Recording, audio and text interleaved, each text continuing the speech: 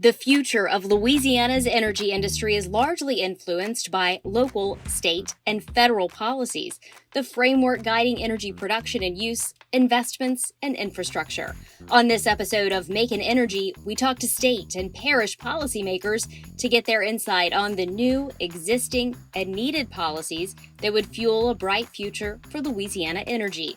If you want energy independence, it starts right here in our backyard.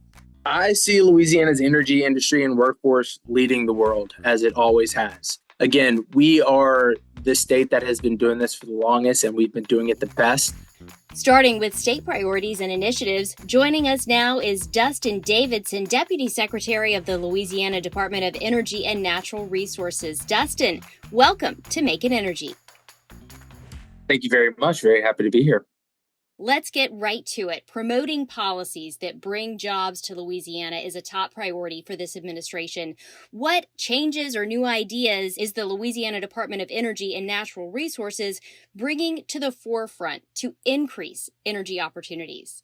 We're really taking the opportunity to make that energy addition to our portfolio. And so here in Louisiana, it's not so much about the transition as it's about the expansion and addition, kind of building on what we already have and doing more to manage carbon from our traditional fuel and feedstocks. So, just to give you an idea, Louisiana produced more than 4 trillion cubic feet of natural gas in 2023, which is a little more than 10% of all U.S. production.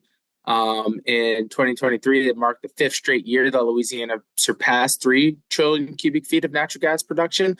But with that production, there's also a ton of opportunity through the LNG export facilities that we have. And then through that LNG export, we have an opportunity to do carbon management, which is an option to help build out a lot of those LNG facilities that we have, not only being built, but coming online here soon. One of the big priorities that we're focusing on is that carbon management and CCUS, which we recently got primacy through the EPA to manage carbon sequestration and underground hydrogen storage. I think, Dustin, we've talked a lot about billions with a B in this podcast series so far, but I think this is the first time we've talked about trillions with a T, so that certainly is very impressive. Also, I'm sure we'll touch on primacy as we continue our conversation. Looking ahead, what energy policies or initiatives is the state pushing for that would drive future growth in Louisiana?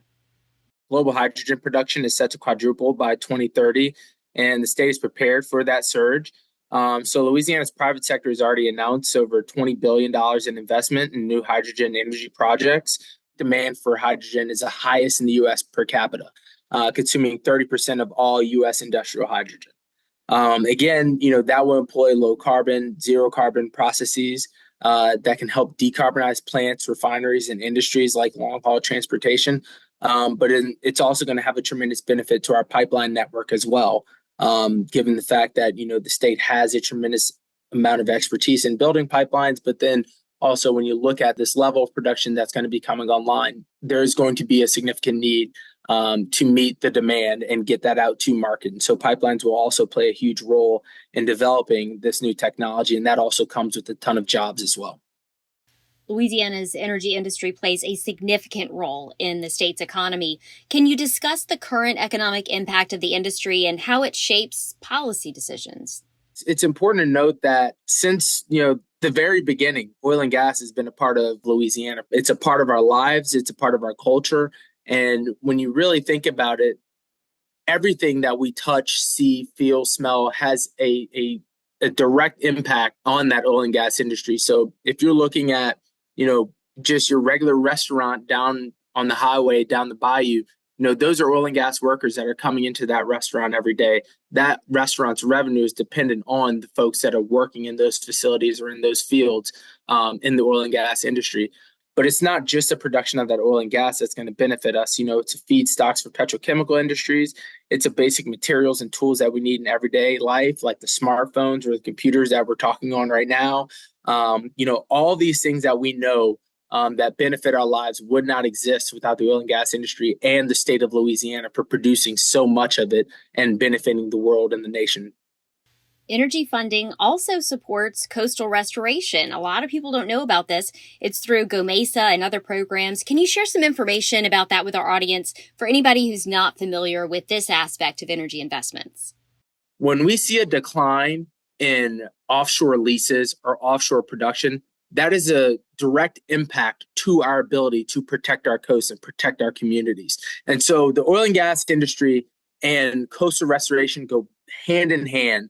When you think about the amount of the miles of pipelines that we have on our coast, or the amount of onshore facilities like Loop, or when you think about Port Fourchon, who services roughly 90% of the offshore industry, those facilities are directly protected by that oil and gas revenue that goes into those coastal restoration projects. So if it's, from a levee project all the way down to rebuilding Grand Isle, that is all, very heavily influenced and impacted by the amount of production that we have in the Gulf of Mexico. Where do you see Louisiana's energy industry and its workforce in the next 10 years and then even in the next 50 years? I see Louisiana's energy industry and workforce leading the world, as it always has. Again, we are the state that has been doing this for the longest, and we've been doing it the best. I think that is clearly highlighted by the fact that the EPA granted us primacy in carbon capture because we have such a level of expertise in dealing with this type of technology already. Louisiana is globally positioned to be a leading exporter or help the nation be a leading exporter in energy. It gives us the opportunity to continue to lead that charge in producing energy for the world. Louisiana has already built up the knowledge and the expertise and the workforce to do this as well. And so it's not so much about our technology or our geology as much as it's about the fact that we have the people that already know how to do it. Dustin Davidson, Deputy Secretary of the Louisiana Department of Energy and Natural Resources. Thank you for joining us on Making Energy. Thank you. Thank you for having me. We just got a bird's eye view of policy from the state level. Now let's zoom in closer and see energy in action locally. Near the toe of the boot is Terrebonne Parish, the second largest parish in Louisiana. It borders the Gulf of Mexico and is laced with bayous and surrounding large swaths of marsh. Even though its name is French for good land, Terrebonne has built an economy on the riches found in its water, including energy. Today, Terrebonne Parish is one of the leading areas for oil and gas production in the United States. Joining us on Making Energy is Jason Bergeron, Terrebonne Parish President. Thank you for having me. President Bergeron, tell us about the importance of energy in Terrebonne Parish. Energy in Terrebonne Parish, it's our lifeblood. It really is what makes us tick. When I look at, all growing up through my childhood, my family, my wife's family, everybody I know is tied to oil and gas in some way, shape, or form. And, even if you're a doctor, even if you own a restaurant, as the oil and gas industry comes and goes, so does the money that is earned through these secondary or indirect markets of other businesses. And so, it has been a leading revenue source for our community. It's what we've relied on. It's what we've built our careers and lives on for the last, few decades. And it's very important to us.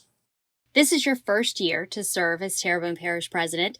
During your campaign, you emphasized improving infrastructure, economic development, and government transparency. How are these priorities affected by energy policies on a federal, state, and even a local level? You look every day, less oil and gas revenues means less royalties, less taxes for the state. That goes straight directly to the correlation of road repair and grass cutting and trash pickup and all the services that we provide. And so we can see a direct correlation to how that affects our state and our parish. Are there any new energy-related policies or projects that you're planning to advocate for? So we're definitely looking at, doing anything we can to support both the Breeze and Rise Acts. I know we're going to be doing a proclamation with our council that shows our support for that. And what that means is, first off, getting a bigger share of what we're already working with. And if anything new comes out, with carbon capture and anything along those lines, with the reduced carbon opportunities, that we can also collect the revenues from those industries also. Looking at doing some wind opportunities. We just had the first U.S.-based offshore wind service vessel was built in Houma, Louisiana. So that's what I feel like one of our biggest qualities is the hardworking, skilled workforce of all the years of working through oil and gas and doing things that people said couldn't be done. We always figure out a way to get it done. And now technology is making that gap to get to where we need to get shorter. What are the biggest challenges that you would say are facing Terrebonne parishes in terms of energy and economic development, and how are you addressing them? Also, how do you balance the needs of local businesses and the broader energy policies? So one of the things I find that is a larger opportunity here versus just anywhere else that I pretty much traveled in the country is people aren't afraid to go to work and they aren't afraid to try things and start new businesses. And so when you look at somebody creates a tool or they find a new way to do something or a better way to do something, they'll create an industry overnight.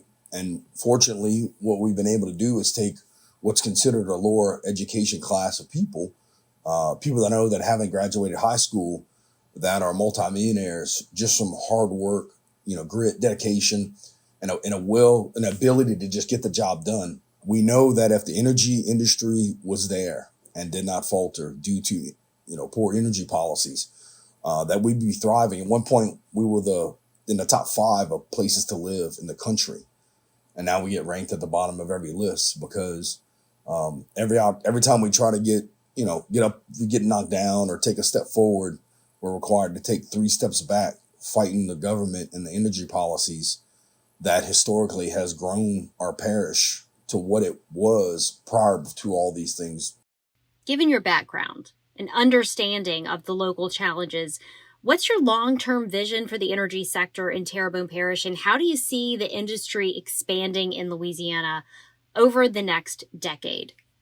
Again, everybody talks about the new energy, but I feel like you have to bring, the wind, the solar together with the oil and gas, to have the conversation. Everybody understands that you can't just do it with wind and solar, that oil and gas is going to be there. We're going to better get it, from a carbon perspective, the carbon back into the ground using the same technology we've been having, for 50 years now. And so again, the fact that we could do that more environmentally friendly, more carbon neutral, we're going to do it safer. The cost to get it done in our region is lower and better than anywhere else in the country, in the world, actually. And so you end up with, again, if you want energy independence, it starts right here in our backyard. And not only are we delivering energy independence, but also food independence with the fact that we produce just as much seafood as we do oil and gas. And it just shows you how those two industries can strive together. And a lot of those people are actually working in both industries simultaneously. What are you excited about when it comes to energy in Terrebonne Parish? I'm excited again when it comes back to the skill sets, the workforce that we have, that we know, people move businesses here and try to do things in our region because we have a workforce with a work ethic like no other. And so again, if you want to get something done and you want to get it done efficiently, effectively, if you want to get it done that has the best impact on both the environment and in the economy, Terrebonne Parish is the place to do that. It's what we've always been. You talked earlier about the translation. We say good earth. And so the other best quality besides our good earth is our great people. And the combination of those two things is what has created the oil and gas industry as you see it today, where a majority of the work that's done around the world originated with the ideas and the innovation that started right here in South Louisiana in Terrebonne Parish. Good earth, great people, a growing industry, leading right from the toe of the boot down there in Terrebonne Parish. Jason Bergeron, Terrebonne Parish President, thank you for joining us on Making Energy. Thank you. Next time on Making Energy, hear from LOGA President Mike Moncla and LaMoga President Tommy Fauché about the current state and future goals of Louisiana's energy industry. We're helping to save the world with energy right now, right here in Louisiana. The truth is, Louisiana's oil and gas industry, America's oil and gas industry, are some of the industry and quite honestly, the world's leaders in reducing carbon emissions in our environment. That's on Episode 5, Facts About the Future.